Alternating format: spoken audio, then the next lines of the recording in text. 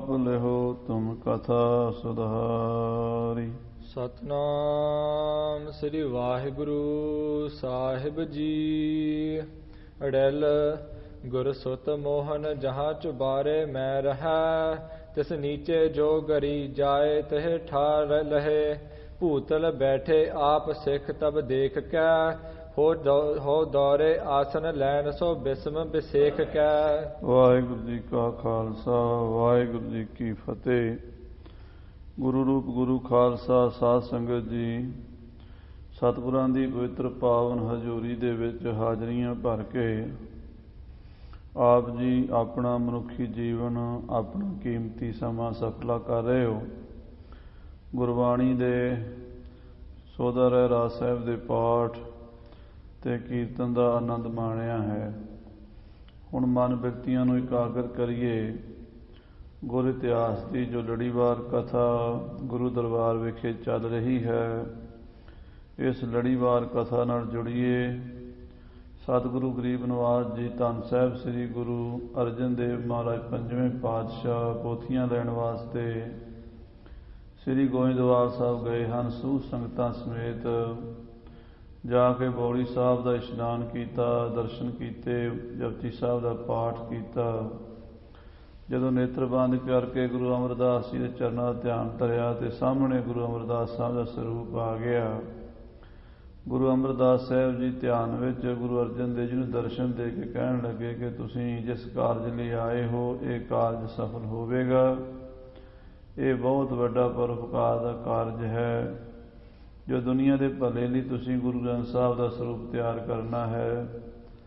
ਪੋਥੀਆਂ ਤੁਹਾਨੂੰ ਬਾਬਾ ਮੋਹਣ ਦੇ ਦੇਵੇਗਾ, ਪਰ ਨਿਮਰਤਾ ਰੱਖਿਆ ਜੇ, ਕਿਉਂਕਿ ਉਹਦਾ ਸੁਭਾਅ ਕਰੜਾ ਹੈ। ਜੇ ਕੋਈ ਬੋਲ ਕਬੋਲ ਵੀ ਬੋਲੇ ਤਾਂ ਗੁੱਸਾ ਨਹੀਂ ਕਰਨਾ ਤੇ ਉਹਦੇ ਕੋਲੋਂ ਪੋਥੀਆਂ ਲੈਣੀਆਂ ਹਨ।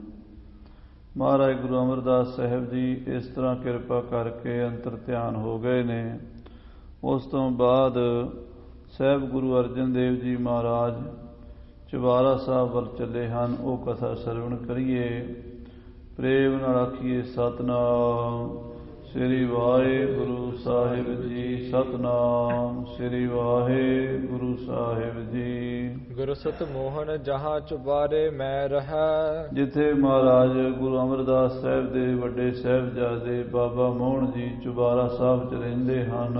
ਤਿਸ ਨੀਚੇ ਜੋ ਗਰੀ ਜਾਏ ਤਿਹ ਠਾਂ ਲਹੇ। ਜਿੱਥੇ ਚੁਬਾਰਾ ਸਾਹਿਬ ਦੇ ਸਾਹਮਣੇ ਜੋ ਗਲੀ ਹੈ, ਉਸ ਗਲੀ ਦੇ ਵਿੱਚ ਪੁੰਜੇ ਜਾ ਕੇ ਗੁਰੂ ਅਰਜਨ ਦੇਵ ਜੀ ਬੈਠ ਗਏ ਹਨ। ਭੂਤਲ ਬੈਠੇ ਆਪ ਸਿੱਖ ਤਬ ਦੇਖ ਕੇ। ਮਹਾਰਾਜ ਜੀ ਪੁੰਜੇ ਹੀ ਜ਼ਮੀਨ ਦੇ ਉੱਤੇ ਹੀ ਗਲੀ ਦੇ ਵਿੱਚ ਚੌਂਕੜਾ ਲਾ ਕੇ ਗੁਰੂ ਅਰਜਨ ਦੇਵ ਜੀ ਬੈਠ ਗਏ ਹਨ। ਉਹ ਦੌਰੇ ਆਸਨ ਲੈਣ ਸੋ ਬਿਸਮ ਬਿਸੇਖ ਕੇ। ਤਾਂ ਜਦੋਂ ਸਿੱਖਾਂ ਨੇ ਵੇਖਿਆ ਵੀ ਗੁਰੂ ਅਰਜਨ ਦੇਵ ਜੀ ਜ਼ਮੀਨ ਤੇ ਹੀ ਬੈਠਣ ਲੱਗੇ ਹਨ, ਤਾਂ ਸਿੱਖ ਦੌੜੇ ਹਨ ਵੀ ਗੁਰੂ ਸਾਹਿਬ ਵਾਸਤੇ ਕੋਈ ਆਸਣ, ਮੰਜਾ, ਕੋਈ ਪੀੜਾ ਲੈ ਕੇ ਆਈਏ, ਏਦਾਂ ਜ਼ਮੀਨ ਤੇ ਨਾ ਬੈਠਣ ਸਤਿਗੁਰੂ ਜੀ। ਸਫੈ ਗਲੀਚੇ ਆਦ ਜੋ ਲਿਆਏ ਬਿਛਾਵਨੇ। ਉਸੇ ਵੇਲੇ ਸਿੱਖ ਬੜੇ ਸੁੰਦਰ ਗਲੀਚੇ, ਸੋਹਣੀਆਂ ਦਰੀਆਂ, ਚਾਦਰਾਂ, ਬਿਸਤਰੇ ਲੈ ਆਏ ਵੀ ਗੁਰੂ ਸਾਹਿਬ ਜੀ ਨੂੰ ਬਿਸਤਰੇ ਉੱਤੇ ਬਿਠਾਈਏ। ਮਰਦਲ ਬਾਕ ਕਹਿ ਸਭਨ ਕਰੇ ਸੋ ਹਟਾਵਨੇ। ਮਹਾਰਾਜ ਨੇ ਸਾਰਿਆਂ ਨੂੰ ਪ੍ਰੇਮ ਨਾਲ ਕਿਹਾ, ਨਾ ਭਾਈ ਅਸੀਂ ਬਿਸਤਰੇ ਤੇ ਨਹੀਂ ਬੈਠਣਾ, ਅਸੀਂ ਮੰਜੇ ਤੇ ਨਹੀਂ ਬੈਠਣਾ, ਅਸੀਂ ਅੱਜ ਮੰਗਤੇ ਬਣ ਕੇ ਆਏ ਹਾਂ ਗੁਰੂ ਅਮਰਦਾਸ ਦੇ ਦਰਵਾਜ਼ੇ ਤੇ। ਅਸੀਂ ਇੱਥੇ ਬਿਲਕੁਲ ਕਿਸੇ ਤਰ੍ਹਾਂ ਦਾ ਵੀ ਵਿਖਾਵਾ ਨਹੀਂ ਕਰਨਾ, ਆਪਣੀ ਮਾਣ ਇੱਜ਼ਤ ਵਡਿਆਈ ਦਾ ਨਿਮਾਣੇ ਹੋ ਕੇ ਆਪਣੇ ਗੁਰਦੇਵ ਦੇ ਅਸਥਾਨ ਤੋਂ ਬਖਸ਼ਿਸ਼ ਲੈਣੀ ਹੈ। ਹਾਂਜੀ। ਤੰਬੂਰਾ ਸੁਰ ਠਾਨ ਲਗੇ ਪੁਨ ਗਾਵਨੇ। ਫਿਰ ਆਪਣਾ ਹੱਥ ਵਿੱਚ ਜੋ ਸਾਜ਼ ਸੀ ਉਸ ਵੇਲੇ ਤੰਬੂਰਾ ਫੜਿਆ ਹੋਇਆ ਸੀ, ਤੰਬੂਰੇ ਨੂੰ ਸੁਰ ਕਰਕੇ ਸੱਚੇ ਪਾਤਸ਼ਾਹ ਜੀ ਗੌੜੀ ਰਾਗ ਵਿੱਚ ਕੀਰਤਨ ਕਰਨ ਲੱਗ ਪਏ ਹਨ।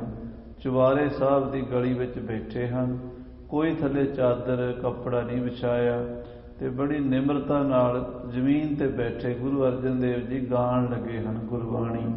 ਹੋ ਗੌੜੀ ਰਾਗ ਅਲਾਪ ਮਦਰ ਸੁਰ ਭਾਵਨੇ। ਗੌੜੀ ਰਾਗ ਬੜੀ ਮਿੱਠੀ ਸੁਰ ਵਿੱਚ ਅਲਾਪਣਾ ਸ਼ੁਰੂ ਕੀਤਾ ਹੈ।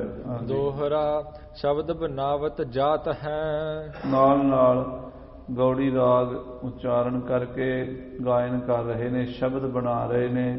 ਗੌੜੀ ਮਹੱਲਾ ਪੰਜਵਾਂ। ਹਾਂਜੀ। ਗਾਵਤ ਗੌੜੀ ਰਾਗ। ਗੌੜੀ ਰਾਗ ਗਾ ਰਹੇ ਨੇ, ਗੌੜੀ ਰਾਗ ਵਿੱਚ ਸ਼ਬਦ ਪੜ ਰਹੇ ਨੇ। ਕਬ ਉੱਚੀ ਧੁਨ ਹੋਤ ਹੈ, ਕਦੀ ਉੱਚੀ ਧੁਨ ਵਿੱਚ ਗਾਉਂਦੇ ਹਨ, ਕਬ ਧੁਨ ਸਹਿਜ ਲਾਗ। ਕਦੀ ਮਿੱਠੀ ਮਿੱਠੀ ਸੁਰੀਲੀ ਧੁਨ ਥੱਲੇ ਵਾਲੀ ਸੁਰਾਂ ਲਾਉਂਦੇ ਹਨ। ਗੌੜੀ ਮਹੱਲਾ ਪੰਜਵਾ। ਇਹ ਸ਼ਬਦ ਪੜ ਰਹੇ ਨੇ, ਗੌੜੀ ਮਹੱਲਾ ਪੰਜਵਾਂ। ਇਹ ਗਾ ਰਹੇ ਨੇ ਗੁਰੂ ਅਰਜਨ ਦੇਵ ਜੀ। ਮੋਹਨ ਤੇਰੇ ਊਚੇ ਮੰਦਰ, ਮੋਹਨ ਤੇਰੇ ਉੱਚੇ ਮੰਦਰ। ਇਹਨੂੰ ਸਲੇਸ਼ ਅਲੰਕਾਰ ਕਹਿੰਦੇ ਆ ਸਾਧ ਸੰਗਤ ਜੀ। ਇੱਕੋ ਸ਼ਬਦ ਦੇ ਦੋ ਅਰਥ, ਦੋ ਪਾਸੇ ਗੱਲ ਜਾਂਦੀ ਹੋਵੇ। ਇੱਕ ਪਾਸੇ ਅਕਾਲ ਪੁਰਖ ਨੂੰ ਮੋਹਨ ਕਿਹਾ ਹੈ, ਜਿਹੜਾ ਸਾਰਿਆਂ ਤੋਂ ਉੱਚਾ ਹੈ, ਉਹਦੇ ਮੰਦਰ ਉੱਚੇ ਹਨ। ਦੂਜੇ ਪਾਸੇ ਬਾਬਾ ਮੋਹਨ ਜੀ ਨੂੰ ਉਹਦੇ ਵਿੱਚ ਮੋਹਨ ਤੇਰੇ ਉੱਚੇ ਮੰਦਰ। ਇਹ ਸਲੇਸ਼ ਅਲੰਕਾਰ ਹੈ। ਜਿਹੜੇ ਅਲੰਕਾਰਾਂ ਦੇ ਗਿਆਤਾ ਹਨ ਉਹਨਾਂ ਨੂੰ ਪਤਾ ਹੁੰਦਾ ਹੈ ਵੀ ਕਿਸ ਤਰ੍ਹਾਂ ਅਰਥ ਸਾਧ ਸੰਗਤ ਜੀ ਇੱਕੋ ਪੰਕਤੀ ਦੇ ਕਿੰਨੇ ਕਿੰਨੇ ਬਣ ਜਾਂਦੇ ਹਨ। ਅੱਜ ਕੱਲ੍ਹ ਕਈ ਲੋਕ ਇਹ ਸ਼ੰਕਾ ਕਰਦੇ ਜੀ ਇੱਕੋ ਪੰਕਤੀ ਦਾ ਇੱਕੋ ਹੀ ਅਰਥ ਹੋ ਸਕਦਾ ਹੈ। ਇਹ ਬਿਲਕੁਲ ਕਿਸੇ ਪੁਰਾਤਨ ਸੰਪਰਦਾਇ ਦੀ ਟਕਸਾਲ ਦੀ ਵਿਚਾਰਧਾਰਾ ਨਹੀਂ ਹੈ। ਆ ਜਿਹੜੇ ਅੰਗਰੇਜ਼ਾਂ ਦੇ ਆਉਣ ਤੋਂ ਬਾਅਦ ਜੰਮੇ ਹਨ ਪ੍ਰੋਫੈਸਰ, ਉਹਨਾਂ ਦੀ ਸੋਚ ਹੈ, ਪਰ ਇਹ ਉਹਨਾਂ ਦੀ ਸੋਚ ਹੋ ਸਕਦੀ ਹੈ। ਇਹ ਪੁਰਾਤਨ ਵਿਦਿਆ ਜਿਹੜੀ ਹੈ, ਬਹੁਤ ਵੱਡੇ ਖਜ਼ਾਨੇ ਹਨ ਵਿਦਿਆ ਦੇ, ਅਲੰਕਾਰਾਂ ਦੇ, ਗ੍ਰਾਮਰ ਦੇ, ਉਹਨਾਂ ਦੇ ਅਨੁਸਾਰ ਇਹ ਵਿਚਾਰ ਨਹੀਂ ਹੈ। ਸੋ ਮੋਹਨ ਦੇ ਅਰਥ ਦੋ ਹਨ ਇੱਥੇ। ਇੱਕ ਤਾਂ ਅਕਾਲ ਪੁਰਖ ਵਾਹਿਗੁਰੂ ਪਰਮੇਸ਼ਰ ਨਿਰੰਕਾਰ ਜੋਤੀ ਸਰੂਪ ਸਾਰੀ ਸ੍ਰਿਸ਼ਟੀ ਨੂੰ ਮੋਹਣ ਵਾਲਾ ਹੈ। ਮਾਇਆ ਨੂੰ ਵੀ ਉਸਨੇ ਮੋਹਿਤ ਕੀਤਾ ਹੋਇਆ ਹੈ। ਜਿਹੜਾ ਸਭ ਨੂੰ ਮੋਹ ਲੈਂਦਾ ਹੈ ਉਹ ਪਰਮੇਸ਼ਰ ਹੈ। ਅਤੇ ਬਾਬਾ ਮੋਹਨ ਜੀ ਉਹਦੀ ਭਗਤੀ ਕਰਦੇ ਹਨ। ਬਾਬਾ ਮੋਹਨ ਜੀ ਦੇ ਵਿੱਚ ਵੀ ਉਸ ਮੋਹਨ ਦੀ ਜੋਤ ਹੈ। ਸੋ ਗੁਰੂ ਸਾਹਿਬ ਜੀ ਇੱਥੇ ਮੋਹਨ ਤੇਰੇ ਉੱਚੇ ਮੰਦਰ ਕਹਿ ਕੇ ਜਿੱਥੇ ਬਾਬਾ ਮੋਹਨ ਜੀ ਦੀ ਉਸਤਤ ਕਰ ਰਹੇ, ਉੱਥੇ ਅਕਾਲ ਪੁਰਖ ਦੀ ਉਸਤਤ ਵੀ ਵਿੱਚੇ ਹੀ ਕਰ ਰਹੇ ਹਨ। ਭਾਈ ਕਾਹਨ ਸਿੰਘ ਜੀ ਨਾਭਾ ਨੇ ਗੁਰ ਸ਼ਬਦਾ ਅਲੰਕਾਰ ਵਿੱਚ ਇਹਦੇ ਬਾਰੇ ਵਿਸ਼ੇਸ਼ ਵਿਚਾਰ ਦਿੱਤੀ ਹੋਈ ਹੈ। ਹਾਂਜੀ। ਮਹਿਲ ਅਪਾਰਾ। ਇਹ ਮੋਹਨ ਜੀ ਤੁਹਾਡੇ ਮਹਿਲ ਅਪਰੰਪਾਰ ਹਨ। ਭਾਵ ਜਿਹੜੇ ਦਸਮ ਦੁਆਰ ਰੂਪੀ ਮਹਿਲ ਵਿੱਚ ਤੁਸੀਂ ਰਹਿੰਦੇ ਹੋ ਉਹ ਬੜੇ ਉੱਚੇ ਮਹਿਲ ਹਨ। ਸੰਸਾਰ ਤੋਂ ਪਰੇ ਦੀ ਗੱਲ ਹੈ, ਜਿੱਥੇ ਸੰਸਾਰੀਆਂ ਦੀ ਬਿਰਤੀ ਨਹੀਂ ਜਾ ਸਕਦੀ, ਸੰਸਾਰੀਆਂ ਦੀ ਸੋਚ ਨਹੀਂ ਜਾ ਸਕਦੀ। ਦਸਮ ਸਥਾਨ ਕੇ ਸਮਾਨ ਕੌਣ ਭੌਨ ਕਹੋ। ਭਾਈ ਗੁਰਦਾਸ ਜੀ ਕਹਿੰਦੇ ਦਸਮ ਦੁਆਰ ਵਰਗਾ ਕਿਹੜਾ ਸਥਾਨ ਕਹੀਏ, ਕਿਹੜਾ ਭਵਨ ਕਹੀਏ। ਜਿੰਨੇ ਸੰਸਾਰ ਦੇ ਭਵਨ ਹਨ ਇਹ ਮਾਇਆ ਦੇ ਹਨ। ਦਸਮ ਦੁਆਰ ਦਾ ਜਿਹੜਾ ਸਥਾਨ ਹੈ ਮਾਇਆ ਤੋਂ ਪਰੇ ਹੈ। ਭਾਈ ਸਾਹਿਬ ਜੀ ਕਹਿੰਦੇ ਦਸਮ ਸਥਾਨ ਕੇ ਸਮਾਨ ਕੌਣ ਭਵਨ ਕਹੋ। ਕਿਹੜਾ ਭਵਨ ਕਹਾਂ ਵੀ ਦਸਮ ਦੁਆਰ ਵਰਗਾ ਹੈ, ਭਾਵ ਕੋਈ ਵੀ ਨਹੀਂ ਹੈ। ਉੱਥੇ ਬਾਬਾ ਮੋਹਨ ਜੀ ਦੀ ਅਵਸਥਾ ਪਹੁੰਚੀ ਹੋਈ ਹੈ। ਅਪਰੰਪਾਰ, ਜਿੱਥੇ ਨਹੀਂ ਅਪੜਿਆ ਜਾ ਸਕਦਾ, ਉੱਥੇ ਅਕਾਲ ਪੁਰਖ ਨਿਰੰਕਾਰ ਦਾ ਵਾਸਾ ਹੈ। ਦਸਮ ਦੁਆਰਾ ਅਗਮ ਅਪਾਰਾ, परम पुरुष की घाटी, ऊपर हाट हाट पर आला, आले भीतर थाती। जागत रहे सो कवो न सोवै, तीन त्रिलोक समाध बलोवै। गुरमुख अंतर सहज है, मन चढ़िया दसवें आकाश। तिथै ऊँग न भुख है, हर अमृत नाम सुखवास। नानक दुख सुख व्याप्त नहीं, जिथे आत्म राम प्रकाश। ऐसी अवस्था बाबा मोहन जी दी है। हाँ जी। मोहन तेरे सोहन द्वार जियो। हे मोहन जियो, तुहाडे द्वार भी बड़े सोहने हैं, तुहाडे दरवाजे शोभा पांदे हैं, बहुत ही शोभनीक ਹਨ। ਸੰਤ ਧਰਮਸ਼ਾਲਾ, ਤੁਹਾਡੇ ਸੰਤਾਂ ਮਹਾਂਪੁਰਸ਼ਾਂ ਦੇ ਰਹਿਣ ਵਾਲੀ ਧਰਮਸਾਲ, ਜਿੱਥੇ ਸਾਧੂ ਸੰਤ ਰਹਿੰਦੇ ਧਰਮਸਾਲ ਹੁੰਦੀ ਹੈ, ਉਹ ਬੜੀ ਸ਼ੋਭਨੀਕ ਹੈ। ਧਰਮਸਾਲ ਅਪਾਰ ਦਇਆਰ। ਧਰਮਸਾਲ ਅਪਾਰ, ਬੜੀ ਸੁੰਦਰ ਅਪਾਰ ਦਇਆਲੂ ਪ੍ਰਭੂ ਦੀ। ਦਇਆਰ ਠਾਕੁਰ ਸਦਾ ਕੀਰਤਨ ਗਾਵਹਿ। ਉੱਥੇ ਦਇਆਲ ਠਾਕੁਰ ਦਾ, ਵਾਹਿਗੁਰੂ ਦਾ ਸਦਾ ਹੀ ਕੀਰਤਨ ਭੰਤ ਸੰਤ ਜਨ ਗਾਉਂਦੇ ਹਨ। ਜਿੱਥੇ ਸਾਧੂ ਸੰਤ ਮਹਾਤਮਾ ਪਰਮੇਸ਼ਰ ਦੀ, ਵਾਹਿਗੁਰੂ ਦੀ ਉਸਤਤ ਕਰਦੇ ਹਨ, ਉਹਨੂੰ ਧਰਮਸਾਲ ਕਹਿੰਦੇ। ਸਾਧ ਸੰਗਤ ਜੀ ਪਹਿਲਾਂ ਗੁਰਦੁਆਰੇ ਨੂੰ ਧਰਮਸਾਲ ਹੀ ਕਹਿੰਦੇ ਸੀ। ਜਿਵੇਂ ਭਾਈ ਗੁਰਦਾਸ ਜੀ ਦੇ ਬਚਨ ਨੇ, ਘਰ ਘਰ ਅੰਦਰ ਧਰਮਸਾਲ ਹੋਵੇ, ਕੀਰਤਨ ਸਦਾ ਵਿਸੋਆ। ਗੁਰੂ ਨਾਨਕ ਦੇਵ ਜਿੱਥੇ ਵੀ ਜਾਂਦੇ ਸੀ ਧਰਮਸਾਲ ਬਣਾਉਂਦੇ ਸੀ। ਭਾਈ ਧਰਮਸਾਲ ਬਣਾਓ, ਉੱਥੇ ਧਰਮ ਦੀ ਗੱਲ ਹੋਵੇਗੀ। ਧਰਮਸਾਲ ਦਾ ਧਰਮ ਦਾ ਘਰ। ਸੋ ਜਿੱਥੇ ਪਰਮਾਤਮਾ ਦੀ ਵਾਹਿਗੁਰੂ ਦੀ ਸਿਫਤ ਸਲਾਘਾ ਹੁੰਦੀ ਹੈ, ਜਹ ਸਾਧ ਸੰਤ ਇਕੱਤਰ ਹੋਵਹਿ, ਜਿੱਥੇ ਸਾਧੂ ਸੰਤ ਮਹਾਤਮਾ ਇਕੱਤਰ ਹੁੰਦੇ ਹਨ, ਤਹ ਤੁਝੈ ਧਿਆਵਹਿ, ਉੱਥੇ ਅਕਾਲ ਪੁਰਖ ਵਾਹਿਗੁਰੂ ਮੋਹਨ ਜੀ ਤੁਹਾਨੂੰ ਹੀ ਧਿਆਨਦੇ ਹਨ, ਤੁਹਾਡਾ ਹੀ ਸਿਮਰਨ ਕਰਦੇ ਹਨ। ਕਰ ਦਇਆ ਮਇਆ ਦਿਆਲ ਸੁਆਮੀ, हे ਮੇਰੇ ਵਾਹਿਗੁਰੂ ਦਇਆ ਕਰੋ, ਮਿਹਰ ਕਰੋ, ਰਹਿਮਤ ਕਰੋ, ਬਖਸ਼ਿਸ਼ ਕਰੋ ਸੁਆਮੀ ਜੀ। ਉਹ ਦੀਨ ਕਿਰਪਾਰਾ, ਦੀਨਾਂ ਉੱਤੇ ਕਿਰਪਾ ਕਰੋ, ਅਸੀਂ ਨਿਮਾਣੇ ਗਰੀਬ ਬਣ ਕੇ ਤੁਹਾਡੇ ਦਰ ਤੇ ਆਏ ਹਾਂ, ਸਾਡੀ ਝੋਲੀ ਵਿੱਚ ਬਖਸ਼ਿਸ਼ਾਂ ਦੀ ਮਿਹਰਾਂ ਦੀ ਖੈਰ ਪਾਓ। ਬਿਨਵੰਤ ਨਾਨਕ ਦਰਸ ਪਿਆਸੇ, ਮਹਾਰਾਜ ਸਾਹਿਬ ਜੀ ਨਿਮਰਤਾ ਸਹਿਤ ਬੇਨਤੀ ਕਰਦੇ ਹਨ ਕਿ ਤੁਹਾਡੇ ਦਰਸ਼ਨਾਂ ਦੀ ਭਾਰੀ ਪਿਆਸ ਹੈ ਸਾਡੇ ਮਨ ਵਿੱਚ। ਮਿਲ ਦਰਸ਼ਨ ਸੁਖ ਸਾਰਾ, ਆਪ ਜੀ ਦੇ ਦਰਸ਼ਨਾਂ ਵਿੱਚੋਂ ਸਾਰੇ ਸੁੱਖਾਂ ਦੀ ਪ੍ਰਾਪਤੀ ਹੋਵੇਗੀ, ਸ੍ਰੇਸ਼ਟ ਸੁੱਖਾਂ ਦੀ ਪ੍ਰਾਪਤੀ। ਸਾਰਾ ਪਦ ਦੇ ਦੋ ਅਰਥ ਹਨ, ਇੱਥੇ ਵੀ ਸਲੇਸ਼ ਅਲੰਕਾਰ ਹੈ। ਸਾਰਾ ਮੈਨੇ ਸਾਰੇ ਹੀ, ਬਹੁਤ ਹੀ, ਸਾਰਾ ਹੀ ਮਹਾਨ ਸੁੱਖ, ਸਾਰੇ ਸੁੱਖ ਪ੍ਰਾਪਤ ਹੋ ਗਏ। ਦੂਜਾ ਹੈ ਸੁਖ ਸਾਰਾ, ਜੋ ਸਾਰਿਆਂ ਤੋਂ ਸ੍ਰੇਸ਼ਟ ਸੁਖ ਹੈ, ਸਾਰ ਸ੍ਰੇਸ਼ਟ ਨੂੰ ਕਹਿੰਦੇ ਹਨ। ਸੋ ਮਹਾਰਾਜ ਜੀ ਸ੍ਰੇਸ਼ਟ ਸੁਖਾਂ ਦੀ ਪ੍ਰਾਪਤੀ ਤੁਹਾਡੇ ਦਰਸ਼ਨਾਂ ਤੋਂ ਹੁੰਦੀ ਹੈ। ਅੜਿਲ ਮੋਹਨ ਧੁਨ ਸੁਨ ਕਾਨ ਜਾਨ ਬਿਰਤਾਂਤ ਕੋ, ਇਹ ਪਹਿਲਾ ਪਦਾ ਸੀਗਾ ਸ਼ਬਦ ਦਾ, 4 ਪਦੇ ਨੇ। ਪਹਿਲਾ ਪਦਾ ਗੁਰੂ ਅਰਜਨ ਦੇਵ ਜੀ ਨੇ ਬੜੇ ਵਜਦ ਵਿੱਚ, ਬੜੇ ਪਿਆਰ ਵਿੱਚ, ਬੜੇ ਰਸ ਵਿੱਚ ਗਾਇਆ ਇਹਨੂੰ। ਇੰਨੇ ਰਸ ਵਿੱਚ ਗਾਇਆ ਵੀ ਗੁਰਬਾਣੀ ਦੀ ਇਹ ਪੰਕਤੀਆਂ, ਗੁਰਬਾਣੀ ਦੀਆਂ ਇਹ ਧੁਨਾਂ ਬਾਬਾ ਮੋਹਨ ਜੀ ਦੇ ਕੰਨਾਂ 'ਚ ਪਈਆਂ, ਚੁਬਾਰਾ ਸਾਹਿਬ ਦੇ ਅੰਦਰ ਬੈਠਿਆਂ ਦੇ। ਉਹ ਬਾਬਾ ਮੋਹਨ ਜੀ ਜਿਨ੍ਹਾਂ ਦਾ ਦਰਵਾਜ਼ਾ ਸਾਰੀ ਰਾਤ ਭਾਈ ਸਾਹਿਬ ਗੁਰਦਾਸ ਜੀ ਖੜਕਾਉਂਦੇ ਰਹੇ, ਦਰਵਾਜ਼ਾ ਨਹੀਂ ਸੀ ਖੋਲ੍ਹਿਆ। ਜਿਨ੍ਹਾਂ ਦਾ ਦਰਵਾਜ਼ਾ ਤੋੜ ਕੇ ਬਾਬਾ ਬੁੱਢਾ ਜੀ ਅੰਦਰ ਵੜੇ ਤੇ ਉਹਨਾਂ ਦੀ ਸਮਾਧੀ ਨਹੀਂ ਸੀ ਖੁੱਲੀ, ਉਹਨਾਂ ਦੇ ਕੰਨਾਂ 'ਚ ਗੁਰਬਾਣੀ ਦੀ ਧੁਨੀ ਪਹੁੰਚੀ ਹੈ। ਮੋਹਨ ਤੇਰੇ ਉੱਚੇ ਮੰਦਰ ਮਹਿਲ ਅਪਾਰਾ। ਹਾਂਜੀ, ਚੌਬਾਰੇ ਕੇ ਵਿਖੈ ਜੋ ਤਾਕੀ ਬਾਤ ਕੋ, ਸਾਧ ਸੰਗਤ ਜੀ ਉਸ ਚੁਬਾਰੇ ਸਾਹਿਬ ਦੇ ਵਿੱਚ ਇੱਕ ਖਿੜਕੀ ਸੀ, ਇੱਕ ਤਾਕੀ ਸੀ। ਉਹ ਕਾਹਦੇ ਵਾਸਤੇ ਸੀ? ਹਵਾ ਲੱਗਣ ਵਾਸਤੇ। ਯਾਨੀ ਜਦੋਂ ਖੋਲ੍ਹਣੀ ਹੋਵੇ ਖੋਲ੍ਹ ਲਓ, ਬੰਦ ਕਰਨੀ ਬੰਦ ਕਰ ਦਿਓ। ਤੇ ਗੁਰੂ ਅਮਰਦਾਸ ਸਾਹਿਬ ਜੀ ਉਸ ਖਿੜਕੀ 'ਚ ਖੜ੍ਹ ਕੇ ਸੰਗਤਾਂ ਨੂੰ ਦਰਸ਼ਨ ਦਿਆ ਕਰਦੇ ਸੀਗੇ। ਇਹ ਪੁਰਾਤਨ ਸਮੇਂ ਦਾ ਬਚਨ ਹੈ, ਜਦੋਂ ਮਹਾਰਾਜ ਇੱਥੇ ਸਰੀਰ ਕਰਕੇ ਹਾਜ਼ਰ ਸਨ। ਉਸ ਤਾਕੀ ਨੂੰ ਬੰਦ ਕਰਕੇ ਬਾਬਾ ਮੋਹਨ ਜੀ ਅੰਦਰ ਬੈਠਿਆ ਕਰਦੇ ਸੀ। ਤਾਕੀ ਵੀ ਬੰਦ, ਦਰਵਾਜ਼ਾ ਵੀ ਬੰਦ। ਹਾਂਜੀ, ਸੋ ਖੋਲੀ ਤਤਕਾਲ ਗਰੀ ਦਿਸ ਮੁਖ ਕਰਿਓ, ਬਾਬਾ ਮੋਹਨ ਜੀ ਉੱਠੇ ਨੇ ਤੇ ਉਹ ਤਾਕੀ ਖੋਲੀ ਹੈ। ਪਹਿਲਾ ਸ਼ਬਦ ਸੁਣ ਕੇ, ਪਹਿਲਾ ਛੰਦ ਸੁਣ ਕੇ ਬਾਬਾ ਜੀ ਨੇ ਤਤਕਾਲ ਉੱਠ ਕੇ ਤਾਕੀ ਖੋਲੀ ਹੈ ਤੇ ਬਾਹਰ ਗਲੀ ਵੱਲ ਦੇਖਣਾ ਸ਼ੁਰੂ ਕੀਤਾ ਹੈ। ਓ ਸ਼੍ਰੀ ਅਰਜਨ ਦਿਸ਼ ਦੇਖ ਬਾਕ ਕੋ ਉਚਰਿਓ, ਤੇ ਸਾਹਮਣੇ ਗਲੀ 'ਚ ਦੇਖਿਆ ਹੈ ਸਾਹਿਬ ਸ੍ਰੀ ਗੁਰੂ ਅਰਜਨ ਦੇਵ ਜੀ ਮਹਾਰਾਜ ਸੱਚੇ ਪਾਤਸ਼ਾਹ ਪੁੰਨੇ ਜ਼ਮੀਨ ਤੇ ਬੈਠੇ ਕੀਰਤਨ ਕਰ ਰਹੇ ਨੇ। ਉਹਨਾਂ ਵੱਲ ਦੇਖ ਕੇ ਬਾਬਾ ਮੋਹਨ ਜੀ, ਜੋ ਕਿ ਗੁਰੂ ਅਰਜਨ ਦੇਵ ਜੀ ਦੇ ਸੱਕੇ ਮਾਮਾ ਜੀ ਹਨ, ਆਪਣੇ ਭਾਣਜੇ ਨੂੰ ਇਦਾਂ ਬੈਠਿਆਂ ਵੇਖ ਕੇ ਬੋਲੇ ਹਨ। ਹਾਂਜੀ, ਪ੍ਰਥਮ ਹਮਾਰੀ ਵਸਤ ਲਈ ਪਿਤ ਪਾਸ ਤੇ, ਕਹਿਣ ਲੱਗਾ ਆ ਗਿਆ ਠੱਗਾਂ ਦਿਆ ਠੱਗਾ,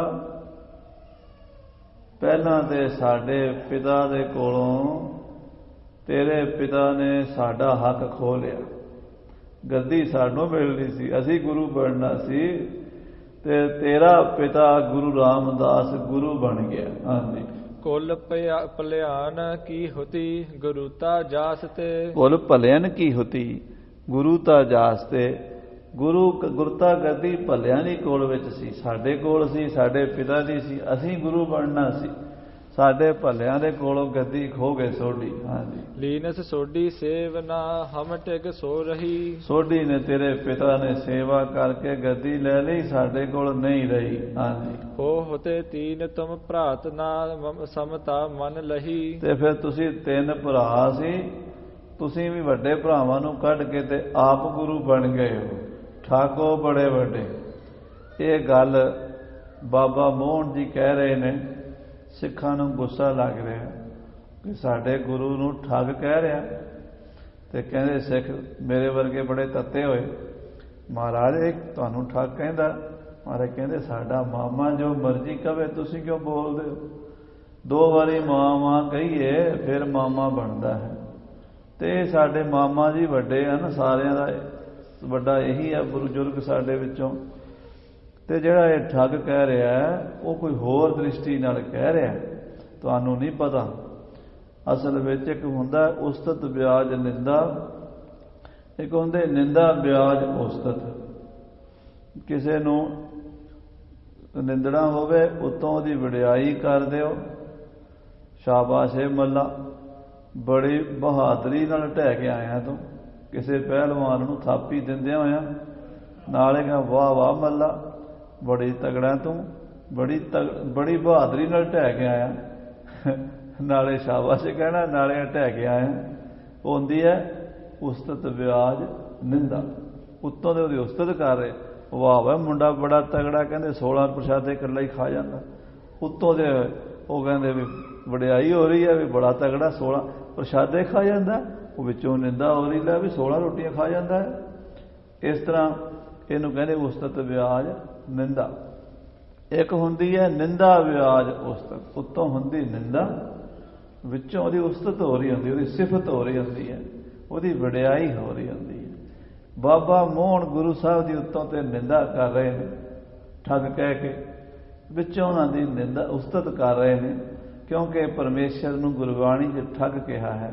ਕਹੋ ਕਬੀਰ ਠੱਗ ਸਿਉ ਮਨ ਮਾਨਿਆ, ਗਈ ਠਗੌਰੀ ਠੱਗ ਪਹਿਚਾਨਿਆ। ਠੱਗਾਂ ਕੋਲ ਇੱਕ ਬੂਟੀ ਹੁੰਦੀ ਹੈ, ਉਹਨੂੰ ਠਗਬੂਰੀ ਵੀ ਕਹਿੰਦੇ ਨੇ, ਠੱਗ ਬੂਟੀ ਵੀ ਕਹਿੰਦੇ ਨੇ, ਕਲੋਰੋਫਾਰਮ ਵੀ ਕਹਿੰਦੇ ਨੇ ਅੰਗਰੇਜ਼ੀ ਵਾਲੇ। ਉਹ ਮਾੜਾ ਜਿਹਾ ਸੁੰਘਾ ਦਿਓ ਬੰਦਾ ਬੇਹੋਸ਼ ਹੋ ਜਾਂਦਾ। ਠੱਗ ਜੇਬਾਂ ਜੂਬਾਂ ਘੜੀਆਂ ਘੋੜੀਆਂ ਖਾਲੀ ਕਰਕੇ ਲੈ ਜਾਂਦੇ ਨੇ। ਉਹਨੂੰ ਕਹਿੰਦੇ ਨੇ ਠੱਗ ਮੂਰੀ ਠਗੋਰੀ। ਠੱਗਾਂ ਦੇ ਕੋਲ ਜਿਵੇਂ ਠੱਗ ਬੂਟੀ ਹੁੰਦੀ ਹੈ, ਅਕਾਲ ਪੁਰਖ ਠੱਗ ਹੈ, ਉਹਦੇ ਕੋਲ ਮਾਇਆ ਰੂਪੀ ਬੂਟੀ ਹੈ।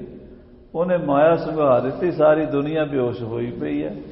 ਇਸ ਕਰਕੇ ਪਰਮੇਸ਼ਰ ਨੂੰ ਕਬੀਰ ਜੀ ਨੇ ਠੱਗ ਕਿਹਾ। ਕਹੋ ਕਬੀਰ ਠੱਗ ਸਿਉ ਮਨ ਮਾਨਿਆ, ਗਈ ਠਗੌਰੀ ਠੱਗ ਪਹਿਚਾਨਿਆ। ਫਿਰ ਬਾਬਾ ਮੋਹਨ ਕਹਿੰਦਾ ਸੀ ਠੱਗਾਂ ਦਿਆ ਠੱਗਾ, ਵੀ ਜਿਹੜੇ ਦੁਨੀਆ 'ਚ ਵੱਡੇ ਵੱਡੇ ਆਪਣੇ ਆਪ ਨੂੰ ਸਿਆਣੇ ਸਮਝਦੇ ਨੇ, ਤੇਰੀ ਮਾਇਆ ਨੇ ਉਹ ਵੀ ਠੱਗੇ ਹੋਏ ਨੇ। ਆਖੋ ਸਤਿਨਾਮ ਸ੍ਰੀ ਵਾਹਿਗੁਰੂ। ਯਾਨੀ ਪਰਮੇਸ਼ਰ ਰੂਪ ਕਰਕੇ ਗੁਰੂ ਅਰਜਨ ਦੇਵ ਜੀ ਨੂੰ ਬਾਬਾ ਮੋਹਨ ਜੀ ਕਹਿ ਰਹੇ ਨੇ, ਉੱਤੋਂ ਕਰ ਰਹੇ ਨੇ ਨਿੰਦਾ, ਵਿੱਚੋਂ ਕਰ ਰਹੇ ਨੇ ਉਸਤਤ। ਤਾਂ ਉਹ ਕਹਿ ਰਹੇ ਨੇ ਪਹਿਲਾਂ ਤੇ ਤੁਹਾਡੇ ਪਿਤਾ ਨੇ ਸਾਡੇ ਕੋਲ ਸਭ ਕੁਝ ਠੱਗ ਲਿਆ, ਹੁਣ ਰਹਿੰਦੀ ਖਹਿੰਦੀ ਕਸਰ ਤੂੰ ਕੱਢਣ ਆ ਗਿਆ। ਹਾਂਜੀ, ਪਿਤਾ ਗਏ ਬੈਕੁੰਠ ਵਿਰੋਧ ਉਠਾਇਓ। ਪਿਤਾ ਜੀ ਚਲੇ ਗਏ, ਮੇਰੇ ਪਿਤਾ ਜੀ, ਤੇ ਤੁਸੀਂ ਤੁਹਾਡੇ ਪਿਤਾ ਜੀ ਗੁਰੂ ਬਣ ਗਏ। ਜਦੋਂ ਉਹ ਗੁਰੂ ਰਾਮਦਾਸ ਜੀ ਚਲੇ ਗਏ, ਤੁਹਾਡੇ ਭਰਾਵਾਂ ਵਿੱਚ ਵਿਰੋਧ ਹੋ ਗਿਆ, ਝਗੜਾ ਹੋ ਗਿਆ, ਪ੍ਰਿਥੀ ਚੰਦ ਨੂੰ ਕੱਢ ਦਿੱਤਾ ਤੁਸੀਂ। ਹਾਂਜੀ, ਪਾਟਕ ਘਰ ਮਹਿ ਪਾਏ ਜੋ ਕਪਟ ਕਮਾਇਓ। ਘਰ 'ਚ ਪਾਟਕ ਪਾ ਲਿਆ, ਫੁੱਟ ਪਾ ਲਈ, ਬੜਾ ਕਪਟ ਕੀਤਾ ਤੂੰ। ਹਾਂਜੀ, ਭਰਾਤਾ ਹੋ ਤੋ ਵਿਸਾਲ ਨਿਕਾਸਿਓ ਧਾਮ ਤੇ। ਵੱਡਾ ਭਰਾ ਪ੍ਰਿਥੀ ਚੰਦ ਘਰੋਂ ਕੱਢ ਦਿੱਤਾ, ਕਿਉਂਕਿ ਮਾਮਾ ਮੋਹਨ ਜੀ ਆਪਣਾ ਫਰਜ਼ ਪੂਰਾ ਕਰ ਰਹੇ ਵੀ ਮਾਮੇ ਵਾਸਤੇ ਸਾਰੇ ਭਾਣਜੇ ਬਰਾਬਰ ਜੋ ਹੋਏ। ਉਹ ਪ੍ਰਿਥੀ ਚੰਦ ਦਾ ਵੀ ਥੋੜਾ ਜਿਹਾ ਪੱਖ ਰਹਿ ਦੇ ਗੱਲਾਂ ਵਿੱਚ। ਕਹਿੰਦੇ ਉਹ ਵੱਡਾ ਭਰਾ ਘਰੋਂ ਕੱਢ ਦਿੱਤਾ ਤੁਸੀਂ। ਹਾਂਜੀ, ਉਹ ਬੈਠਿਓ ਗੁਰਬਨ ਆਪ ਨਾ ਲੀਨਸ ਸ਼ਾਮ ਤੇ। ਆਪ ਗੁਰੂ ਬਣ ਕੇ ਤੇ ਉਹਨੂੰ ਘਰੋਂ ਕੱਢ ਕੇ ਤੁਸੀਂ ਮੇਰੇ ਕੋਲ ਆ ਗਏ ਹੋ। ਹਾਂਜੀ, ਲਾਜ ਨਾ ਧਾਰੋ ਆਪ ਅਵੈ ਚਲ ਆਇਓ। ਹੁਣ ਸ਼ਰਮ ਨਹੀਂ ਆਈ ਮੇਰੇ ਕੋਲ ਆਉਂਦਿਆਂ? ਮੇਰਾ ਸਾਰਾ ਕੁਝ ਪਹਿਲਾਂ ਖੋਹ ਲਿਆ ਤੇ ਹੁਣ ਫੇਰ ਮੇਰੇ ਕੋਲ ਆ ਗਏ। ਹਾਂਜੀ, ਸਭ ਗੁਰਨ ਕੇ ਸ਼ਬਦ ਲੈਣ ਹਿਤ ਧਾਇਓ। ਹੁਣ ਬਾਬੇ ਮੋਹਨ ਨੂੰ ਗੁਰੂ ਅਰਜਨ ਦੇਵ ਨੇ ਆਖਿਆ ਤੇ ਨਹੀਂ ਨਾ ਵੀ ਅਸੀਂ ਕਾਹਦੇ ਲਈ ਆਏ, ਆਪੇ ਹੀ ਕਹਿ ਰਿਹਾ ਮੈਨੂੰ ਪਤਾ ਕਿਉਂ ਆਏ। ਗੁਰੂਆਂ ਦੀ ਸ਼ਬਦ ਲੈਣ ਆਇਆ, ਗੁਰੂਆਂ ਦੀ ਬਾਣੀ ਲੈਣ ਆਇਆ ਮੇਰੇ ਤੋਂ। ਸਭ ਗੁਰੂਆਂ ਦਾ ਬਾਣੀ ਦਾ ਖਜ਼ਾਨਾ ਮੈਂ ਸਾਂਭੀ ਬੈਠਾ ਇੰਨੇ ਸਾਲਾਂ ਤੋਂ। ਉਹ ਵੀ ਮੇਰੇ ਤੋਂ ਲੁੱਟਣ ਆਏ ਹੋ, ਉਹ ਵੀ ਖੋਣ ਆਏ ਹੋ ਤੁਸੀਂ, ਜਿਹੜਾ ਰਹਿ ਗਿਆ ਮੇਰੇ ਕੋਲ। ਹਾਂਜੀ, ਪਰ ਯਤਨ ਕਰ ਰਹਿਓ ਨਾ ਬਸ ਕੁਛ ਚਾਲਿਓ। ਹਾਂ, ਪਹਿਲਾਂ ਗੁਰਦਾਸ ਨੂੰ ਭੇਜਿਆ ਸੀ, ਮੈਨੂੰ ਪਤਾ ਸਾਰਾ ਕੁਝ। ਫਿਰ ਬੁੱਢੇ ਨੂੰ ਭੇਜਿਆ ਸੀ, ਇੰਨੇ ਯਤਨ ਕਰਕੇ ਵੀ ਤੇਰਾ ਕੰਮ ਨਹੀਂ ਬਣਿਆ ਤੇ ਹੁਣ ਆਪ ਆ ਗਿਆ। ਹਾਂਜੀ, ਹੋ ਭੂਤਨ ਬੈਠ ਗਲੀਨ ਪਖੰਡ ਬਸਾਲਿਓ। ਹੁਣ ਧਰਤੀ ਤੇ ਬਹਿ ਕੇ ਪਖੰਡ ਕਰ ਰਿਹਾ ਜ਼ਮੀਨ ਤੇ ਵੀ ਮੇਰਾ ਮਾਮਾ ਖੁਸ਼ ਹੋ ਜਾਏਗਾ। ਹਾਂਜੀ, ਨਿਰਗੁਣ ਬਹੀਨੋ ਲਾਜ ਨਿਸ਼ੰਕ ਸਮਾਇਆ। ਹਾਂ, ਤੁਸੀਂ ਕੋਈ ਸ਼ਰਮ ਕਰ ਲਓ। ਗੁਰੂ ਅਰਜਨ ਸਾਹਿਬ ਜੀ ਨੂੰ ਬੜੇ ਕਰੜੇ ਬਚਨ ਕਹਿ ਰਿਹਾ, ਪਰ ਸਾਧ ਸੰਗਤ ਜੀ ਆਮ ਤੌਰ ਤੇ ਵੀ ਮਾਮੇ ਇਦਾਂ ਆਪਣੇ ਭਾਣਜਿਆਂ ਨੂੰ ਕਹਿੰਦੇ ਹੀ ਹੁੰਦੇ, ਲਗਭਗ ਕਹਿੰਦੇ ਹੁੰਦੇ, ਮਖੌਲ ਕਰਨਾ, ਉਹਨਾਂ ਨੂੰ ਕੁਝ ਨਾ ਕੁਝ ਕਰੜਾ ਬੋਲਣਾ, ਕੌੜਾ ਬੋਲਣਾ। ਤੇ ਤੂੰ ਕਹਿੰਦੇ ਸ਼ੰਕਾ ਹੀ ਨਹੀਂ ਕੀਤੀ, ਫਿਰ ਆ ਗਿਆ ਹੁਣ ਆਪ ਲੈਣ ਵਾਸਤੇ। ਹਾਂਜੀ, ਚਾਹੇ ਕਹੇ ਢੀਠ ਕਰਮ ਕਰੇ ਨਾ ਸ਼ਰਮਾਇਆ। ਹਾਂ, ਢੀਠ ਕਰਮ ਜਿੱਥੇ ਕਿਥੇ ਢੀਠ ਪੁਣਾ ਹੀ ਕੀਤਾ। ਪਹਿਲਾਂ ਪਿਓ ਨੇ ਕੀਤਾ, ਹੁਣ ਤੂੰ ਕੀਤਾ, ਤੇ ਖੋਣ ਆ ਗਿਆ ਮੇਰੇ ਕੋਲੋਂ ਗੁਰਬਾਣੀ ਦਾ ਖਜ਼ਾਨਾ।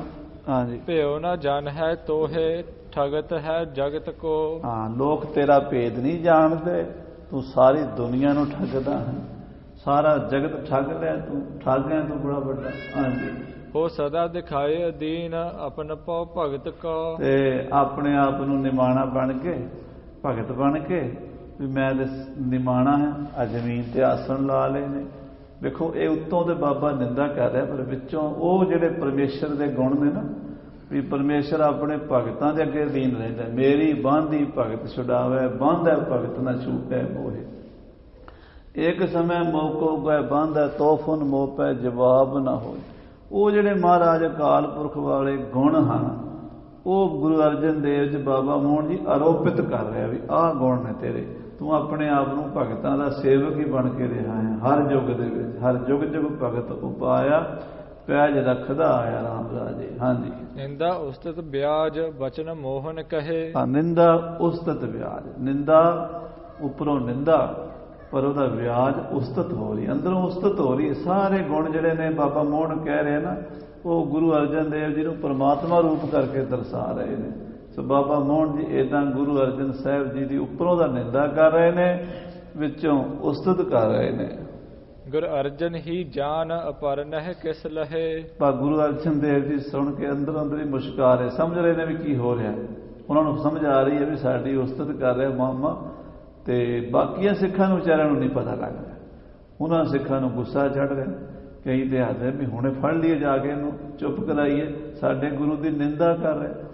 ਪਰ ਵਸ ਵੀ ਨਹੀਂ ਚੱਲਦਾ, ਕਹਿ ਵੀ ਨਹੀਂ ਸਕਦੇ ਗੁਰੂ ਅਰਜਨ ਸਾਹਿਬ ਮਹਾਰਾਜ ਦੇ ਹੁਕਮ ਤੋਂ ਬਿਨਾਂ। ਹਾਂਜੀ, ਸੁਣਤ ਤੰਬੂਰਾ ਹਾਥ ਬਹੁਰ ਗਾਵਨ ਕਰਿਓ। ਗੁਰੂ ਅਰਜਨ ਦੇਵ ਜੀ ਫਿਰ ਹੱਥ ਵਿੱਚ ਤੰਬੂਰਾ ਫੜ ਕੇ ਸ਼ਬਦ ਦਾ ਦੂਸਰਾ ਪਦ ਗਾਣਾ ਸ਼ੁਰੂ ਕੀਤਾ ਹੈ। ਉਹ ਜਿਸ ਮੈਂ ਕੀਰਤ ਦੀਹ ਸ਼ਰਵਨ ਮੈਂ ਰਵ ਪਰਿਓ। ਹਾਂ, ਮਹਾਰਾਜ ਇਹੋ ਜੀ ਬਾਣੀ ਚਾਰਦੇ ਆ ਜਿਹਦੇ ਵਿੱਚ ਬਾਬਾ ਮੋਹਨ ਜੀ ਦੀ ਬੜੀ ਉਸਤਤ, ਉਹਨਾਂ ਦੇ ਬਚਨਾਂ ਦੀ, ਜਿਹੜੇ ਉਹ ਬੋਲ ਰਹੇ ਨਾ, ਉਹਨਾਂ ਬਚਨਾਂ ਦੀ ਗੁਰੂ ਸਾਹਿਬ ਹੁਣ ਸ਼ਲਾਘਾ ਕਰਨ ਲੱਗੇ ਵੀ ਕਮਾਲ ਹੈ ਬਾਬਾ ਜੀ, ਤੁਹਾਡੇ ਬਚਨ ਬੜੇ ਮਿੱਠੇ ਹੈ। ਹਾਂਜੀ, ਸ੍ਰੀ ਮੁਖ ਵਾਕ ਸਤਿਗੁਰੂ ਆਪਣੇ ਸੁਭਾਏ ਮਾਨ ਮੁਖ ਤੋਂ ਇਉਂ ਬੋਲੇ ਹਨ। ਮੋਹਨ ਤੇਰੇ ਬਚਨ ਅਨੂਪ ਚਾਲ ਨਿਰਾਲੀ। ਮੋਹਨ ਤੇਰੇ ਬਚਨ ਅਨੂਪ। ਬਾਬਾ ਮੋਹਨ ਜੀ, ਮਾਮਾ ਜੀ, ਤੁਹਾਡੇ ਬਚਨ ਬੜੇ ਮਿੱਠੇ ਨੇ, ਬੜੇ ਸੋਹਣੇ ਨੇ, ਹੁਕਮਾਂ ਤੋਂ ਰਹਿਤ ਨੇ, ਤੇ ਮਹਾਂਪੁਰਸ਼ੋਂ ਤੁਹਾਡੀ ਚਾਲ ਸਾਰੇ ਸੰਸਾਰ ਤੋਂ ਨਿਆਰੀ ਹੈ। ਤੁਹਾਡੇ ਬਚਨਾਂ ਦੇ ਵਿੱਚ ਸਾਧ ਸੰਗਤ ਦੀ ਸੰਸਾਰੀ ਲੋਕਾਂ ਦੀ ਬੋਲੀ ਹੋਰ ਹੁੰਦੀ, ਸਾਧੂਆਂ ਦੀ ਹੋਰ ਹੁੰਦੀ। ਅਸੀਂ ਮਹਾਂਪੁਰਸ਼ਾਂ ਕੋਲੋਂ ਸੁਣਿਆ, ਕਦੇ ਕਹਿੰਦੇ 12-12 ਸਾਲ ਰਹੀਏ ਸਾਧੂਆਂ ਦੀ ਟੋਲੀ, ਤਾਂ ਜਾ ਕੇ ਆਉਂਦੀ ਸਾਧੂਆਂ ਦੀ ਬੋਲੀ। ਸੰਸਾਰ ਨਾਲੋਂ ਬੋਲੀ ਵੱਖਰੀ ਹੁੰਦੀ ਹੈ, ਤੇ ਉਸ ਬੋਲੀ ਦੇ ਵਿੱਚ ਬਾਬਾ ਮੋਹਨ ਬੋਲ ਰਹੇ ਸੀ, ਲੋਕਾਂ ਨੂੰ ਸਮਝ ਨਹੀਂ ਸੀ ਆ ਰਹੀ। ਤੇ ਮਹਾਰਾਜ ਕਹਿੰਦੇ ਬਾਬਾ ਮੋਹਨ ਜੀ, ਤੇਰੇ ਬਚਨ ਬੜੇ ਸੋਹਣੇ ਨੇ, ਤੇਰੀ ਚਾਲ ਹੀ ਨਿਰਾਲੀ ਹੈ। ਹਾਂਜੀ, ਮੋਹਨ ਤੂੰ ਮਨ ਹੈ ਏਕ ਜੀ ਅਵਰ ਸਭ ਰਾਲੀ। ਮੋਹਨ ਤੂੰ ਮਨ ਹੈ ਏਕ ਜੀ। हे ਬਾਬਾ ਮੋਹਨ ਜੀ, ਤੁਸੀਂ ਇੱਕ ਨੂੰ ਮੰਨਦੇ ਹੋ, ਹੋਰ ਤੁਹਾਡੇ ਵਾਸਤੇ ਮਾਇਆ ਸਭ ਰਾਲੀ, ਭਾਵ ਨਾਸਮਾਨ ਝੂਠੀ ਹੈ। ਹਾਂਜੀ, ਅਵਰ ਸਭ ਰਾਲੀ, ਬਾਕੀ ਸਾਰੇ ਐਵੇਂ ਹੀ ਹੈ, ਰਾਲੀ ਹੈ, ਝੂਠਾ ਹੀ ਸੰਸਾਰ। ਹਾਂਜੀ, ਮਨ ਹੈ ਤਾਂ ਏਕ ਅਲੇਖ ਠਾਕੁਰ। ਹਾਂ, ਤੁਸੀਂ ਇੱਕ ਅਲੇਖ ਵਾਹਿਗੁਰੂ ਪਰਮੇਸ਼ਰ ਨੂੰ ਮੰਨਦੇ ਹੋ, ਬਾਕੀ ਸਭ ਚੀਜ਼ਾਂ ਨੂੰ ਮਿੱਟੀ ਘਟਾਈ ਸਮਝਦੇ ਹੋ, ਮਾਇਆ ਨੂੰ ਤਾਂ ਮਿੱਟੀ ਘਟਾਈ ਸਮਝਦੇ ਹੋ, ਸੰਸਾਰ ਨੂੰ। ਇੱਕ ਜੋਤ ਤੋਂ ਬਿਨਾਂ ਹੋਰ ਤੇ ਨਾਲ ਪ੍ਰਸ਼ਾਦੇ ਦਾ ਵੀ ਪਤਾ ਨਹੀਂ ਸੀ ਬਾਬੇ ਮੋਹਨ ਨੂੰ ਵੀ ਕਿਵੇਂ ਖਾਈਦਾ। ਉਹ ਸੰਸਾਰ ਦੀ ਖੇਡ ਹੀ ਖਤਮ ਹੋ ਚੁੱਕੀ ਸੀ ਉਹਨਾਂ ਵਾਸਤੇ। ਹਾਂਜੀ, ਜਾਨ ਹੈ ਸਭ ਕਲ ਧਾਰੀਆ। ਸਭ ਅਕਾਲ ਪੁਰਖ ਵਾਹਿਗੁਰੂ ਦੀ ਕਲਾ ਨੂੰ ਸਮਝਿਆ ਵੀ ਉਹਦੀ ਕਲਾ ਵਰਤ ਰਹੀ, ਸਭ ਉਹੀ ਹੈ। ਹਾਂਜੀ, ਤੁਧ ਬਚਨ ਗੁਰ ਕੈ ਵਸ ਕੀਆ। ਇਹ ਬਾਬਾ ਜੀ, ਤੁਸੀਂ ਗੁਰੂ ਦੇ ਬਚਨਾਂ ਨਾਲ ਵਸ ਕਰ ਲਿਆ ਹੈ। ਆਦ ਪੁਰਖ ਬਨਵਾਰੀਆ, ਉਸ ਆਦ ਪੁਰਖ ਪਰਮੇਸ਼ਰ ਵਾਹਿਗੁਰੂ ਨੂੰ ਕਾਬੂ ਕਰ ਲਿਆ, ਜਿਹੜਾ ਕਦੀ ਕਾਬੂ ਨਹੀਂ ਆਉਂਦਾ। ਤੁਸੀਂ ਬਾਣੀ ਨਾਲ, ਸ਼ਬਦ ਨਾਲ, ਨਾਮ ਜਪ ਕੇ ਉਹਨੂੰ ਪਾ ਲਿਆ ਹੈ। ਤੂੰ ਆਪ ਚਲਿਆ ਆਪ ਰਹਿਆ। हे ਬਾਬਾ ਜੀ, ਆਪ ਹੀ ਤੁਸੀਂ ਚੱਲਣ ਵਾਲੇ ਹੋ, ਆਪ ਹੀ ਟਿਕਣ ਵਾਲੇ ਹੋ, ਕਿਉਂਕਿ ਸਾਰੇ ਘਟਾਂ ਵਿੱਚ ਤੁਹਾਡਾ ਹੀ ਸਰੂਪ, ਮੋਹਨ ਜੀ ਤੁਹਾਡਾ ਹੀ ਸਰੂਪ ਵਿਆਪਕ ਹੈ। ਬੜਾ ਡੂੰਘਾ ਅਰਥ ਹੈ ਸਾਧ ਸੰਗਤ ਜੀ। ਇਹ ਜਿੰਨਾ ਚਿਰ ਪ੍ਰਤੱਖ ਨਹੀਂ ਨਾ ਹੁੰਦਾ ਉਹਨਾਂ ਚਿਰ ਸਮਝ ਨਹੀਂ ਆਉਂਦੀ। ਤੇ ਇਹ ਖੇਡ ਐਸੀ ਹੈ ਕਿ ਅਕਾਲ ਪੁਰਖ ਵਾਹਿਗੁਰੂ ਆਪ ਹੀ ਆਪੇ ਭਾਂਡੇ ਦੇ ਪਰੋਸੈ, ਆਪੇ ਹੀ ਬਖਾਵੈ, ਆਪੇ ਜਲ ਸਿੰਘਾ ਦੇ, ਆਪੇ ਚੁਲੀ ਭਰਾਵੈ, ਆਪੇ ਸੰਗਤ ਸਦ ਬਹਾਲੈ, ਆਪੇ ਵਿਦਾ ਕਰਾਵੈ। ਉਹ ਅਵਸਥਾ 'ਚ ਗੁਰੂ ਅਰਜਨ ਦੇਵ ਜੀ ਬਾਬਾ ਮੋਹਨ ਜੀ ਨੂੰ ਦੇਖ ਰਹੇ ਨੇ ਕਿ ਸਾਰਾ ਕੁਝ ਆਪ ਹੀ ਕਰਨ ਵਾਲੇ ਹੋ। ਆਪ ਸਭ ਕਲ ਧਾਰੀਆ। ਆਪ ਹੀ ਸਾਰੀ ਕਲਾ ਧਾਰਨ ਕੀਤੀ ਹੋਈ ਹੈ ਮੋਹਨ ਜੀ ਤੁਸੀਂ। ਬਿਨਵੰਤ ਨਾਨਕ ਪੈਜ ਰਾਖੋ। ਇਹ ਬਾਬਾ ਜੀ ਤੁਹਾਡੇ ਚਰਨਾਂ 'ਚ ਬੇਨਤੀ ਹੈ, ਤੁਸੀਂ ਪਰਮੇਸ਼ਰ ਰੂਪੀਓ, ਬ੍ਰਹਮ ਗਿਆਨੀ ਆਪ ਪਰਮੇਸ਼ਰ। ਬ੍ਰਹਮ ਗਿਆਨੀ ਤੇ ਪਰਮੇਸ਼ਰ 'ਚ ਰਤੀ ਜਿੰਨਾ ਵੀ ਫਰਕ ਨਹੀਂ ਹੁੰਦਾ ਸਾਧ ਸੰਗਤ ਜੀ, ਪਰ ਸਾਡੇ ਵਰਗਿਆਂ ਨੂੰ ਕਦੀ ਇਸ ਗੱਲ ਤੇ ਵਿਸ਼ਵਾਸ ਨਹੀਂ ਆ ਸਕਦਾ। ਅਸੀਂ ਕਹਾਂਗੇ ਕਿੱਦਾਂ ਹੋ ਸਕਦਾ, ਦੇਹਧਾਰੀ ਬੰਦਾ ਬ੍ਰਹਮ ਗਿਆਨੀ ਪਰਮੇਸ਼ਰ ਕਿਵੇਂ ਹੋ ਸਕਦਾ? ਪਰ ਗੁਰੂ ਸਾਹਿਬ ਦੀ ਬਾਣੀ ਤਾਂ ਇਹੀ ਕਹਿੰਦੀ ਹੈ, ਅਬ ਤੋ ਜਾਏ ਚੜੇ ਸਿੰਘਾਸਨ, ਮਿਲੇ ਹੈ ਸਾਰੰਗ ਪਾਣੀ, ਰਾਮ ਕਬੀਰਾ ਏਕ ਭਏ ਹੈ, ਕੋਏ ਨਾ ਸਕੇ ਪਛਾਨੀ। ਮਨ ਸਾਚਾ ਮੁਖ ਸਾਚਾ ਸੋਏ, ਅਵਰ ਨ ਵੇਖੈ ਏਕਿਸ ਬਿਨ ਕੋਏ, ਨਾਨਕ ਇਹ ਲੱਛਣ ਬ੍ਰਹਮ ਗਿਆਨੀ ਹੋਏ। ਸੋ ਆਪ ਪਰਮੇਸ਼ਰ ਦਾ ਰੂਪ ਤੁਸੀਂ ਕਿਰਪਾ ਕਰੋ ਮਹਾਂਪੁਰਸ਼ੋ। ਸਭ ਸੇਵਕ ਸਰਨ ਤੁਮਾਰੀਆ। ਅਸੀਂ ਸਭ ਸੇਵਕ ਤੁਹਾਡੀ ਸ਼ਰਨ ਵਿੱਚ ਹਾਂ। ਏਦਾਂ ਇਹ ਦੂਜਾ ਸ਼ੰਦ ਉਚਾਰਿਆ ਬਾਬਾ ਮੋਹਨ ਜੀ ਨੇ, ਸੁਣ ਕੇ ਕੀ ਬਚਨ ਕੀਤੇ ਨੇ। ਫਿਰ ਮਹਾਰਾਜ ਪੋਥੀਆਂ ਲੈ ਕੇ ਕਿਵੇਂ ਬਾਬਾ ਜੀ ਪੌੜੀ ਤੋਂ ਉਤਰੇ ਨੇ, ਚੁਬਾਰਾ ਸਾਹਿਬ ਤੋਂ ਬਾਹਰ ਆ ਕੇ ਪੋਥੀਆਂ ਸਤਿਗੁਰੂ ਅਰਜਨ ਦੇਵ ਜੀ ਨੂੰ ਦੇ ਕੇ ਤੇ ਗੁਰੂ ਅਰਜਨ ਦੇਵ ਦੇ ਚਰਨਾਂ ਤੇ ਮੱਥਾ ਟੇਕਿਆ ਹੈ। ਉਹ ਸਾਰਾ ਸੀਨ ਆਪਾਂ ਅਗਲੇ ਪ੍ਰਕਰਣਾਂ ਵਿੱਚ ਸਰਵਣ ਕਰਾਂਗੇ।